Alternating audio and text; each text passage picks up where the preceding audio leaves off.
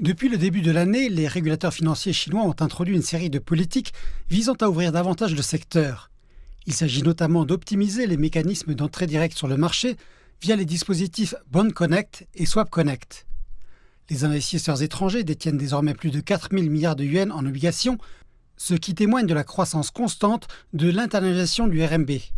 Au cours des 8 premiers mois de 2024, les paiements transfrontaliers libellés en RMB dans les échanges de marchandises ont représenté 26,5% du total des paiements. Les autorités ont également renforcé la position de Hong Kong en tant que centre financier mondial en lançant l'initiative 3 connexions, 3 facilitations. Elles ont également mis en place 5 mesures supplémentaires sur la coopération des marchés de capitaux entre la partie continentale de la Chine et la région administrative spéciale de Hong Kong. La progression constante de l'internationalisation du RMB est un reflet important de l'ouverture bidirectionnelle du marché financier chinois.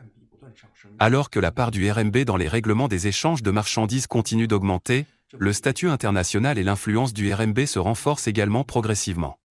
La Chine a considérablement assoupli l'accès au marché pour les services financiers étrangers. Elle a également continué à améliorer le système de gestion du traitement national pré-établissement et de la liste négative. Les institutions financières étrangères accélèrent leur expansion sur le marché chinois. Les données montrent qu'à la fin du mois de juin, les banques étrangères avaient établi 41 entités juridiques étrangères et plus de 116 succursales sur la partie continentale de la Chine. Il y avait également 127 bureaux de représentation, avec un total de 860 institutions commerciales et des actifs totaux de 3 870 milliards de yuans.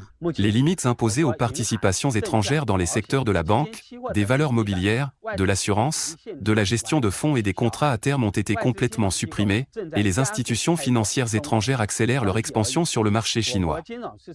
Dans l'ensemble, le niveau d'ouverture, de compétitivité et d'influence des marchés financiers de la Chine continue d'augmenter, et un système de marché financier ouvert dans les deux sens se met rapidement en place.